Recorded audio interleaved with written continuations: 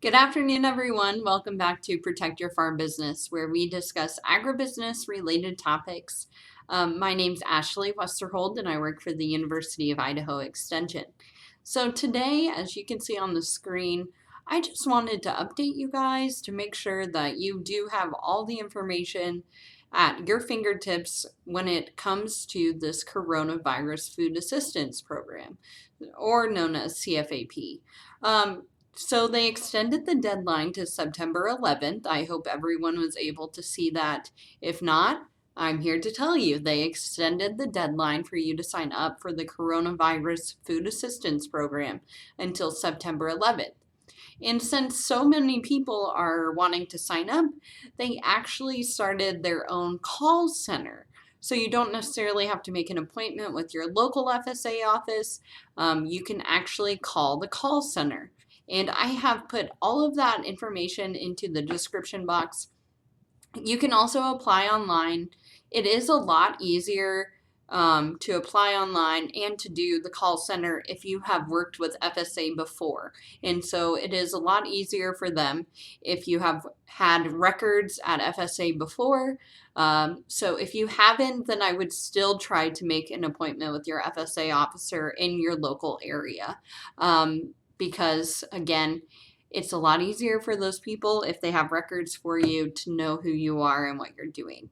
And so with that, I just wanted to share that with you in case you're more interested in the call center or applying online.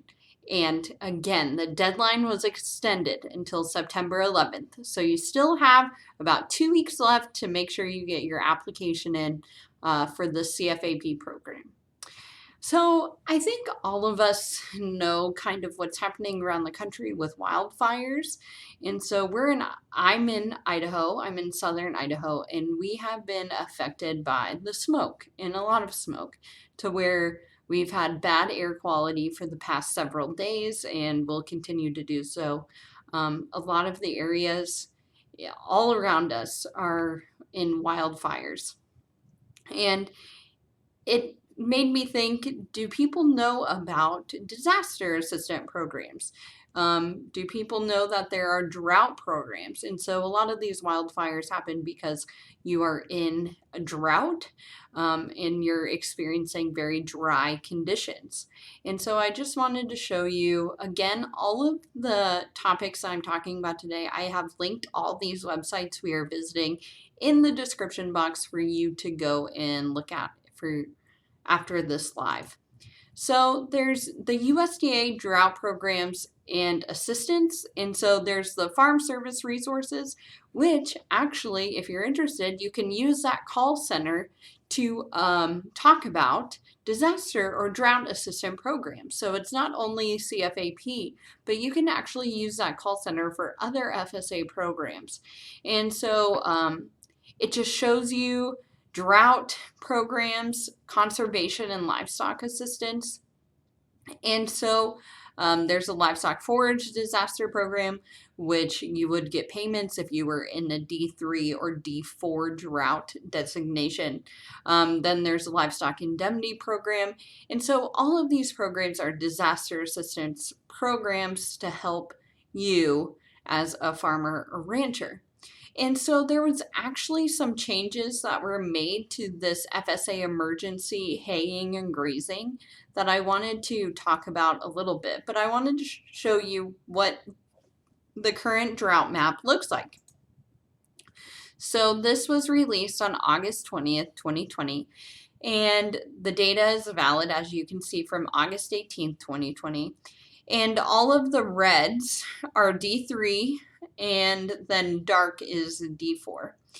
So you can see in a lot of areas in our neighboring states, so where we see a lot of the wildfires happening in Northern California, in Oregon, and then wildfires happening in Colorado and Wyoming, or on the Wyoming border with Colorado. And so there's a lot of areas that are in that D3 drought, which could trigger payments for disaster assistance programs. And so if you are in one of those zones, I would highly recommend reaching out to FSA, that call center, and discussing the programs that are available to you as you are in a drought. Yeah, I think that you can go to droughtmonitor.unl.edu, and you're able to find this drought monitor, and it is updated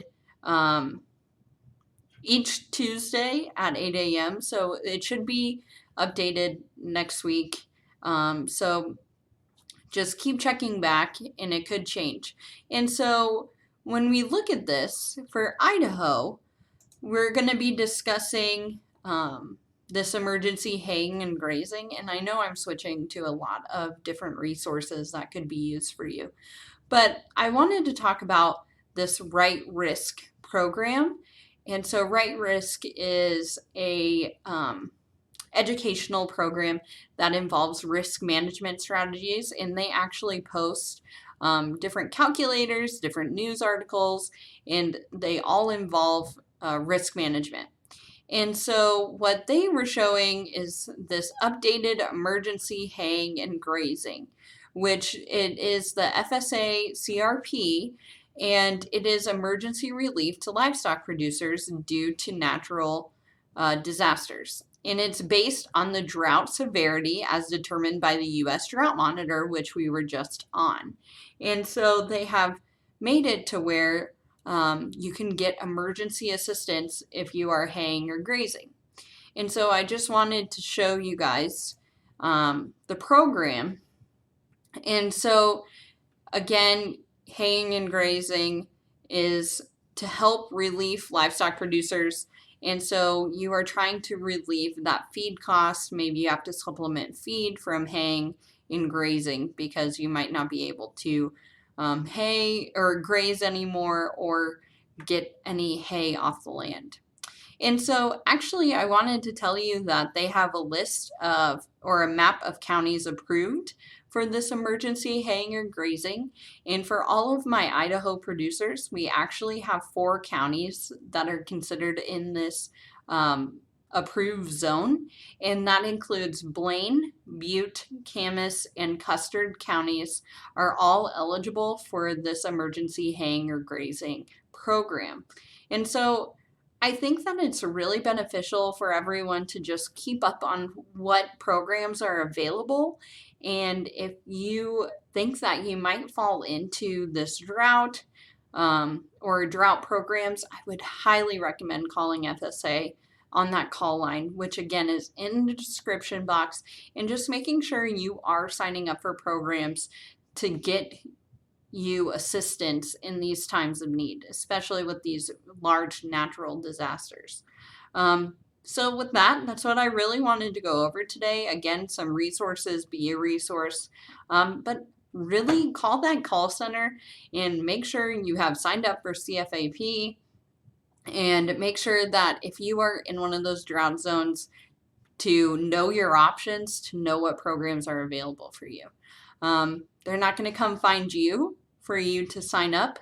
You have to find them. So yeah, and I will see you all next week, and I hope you have a great rest of your week.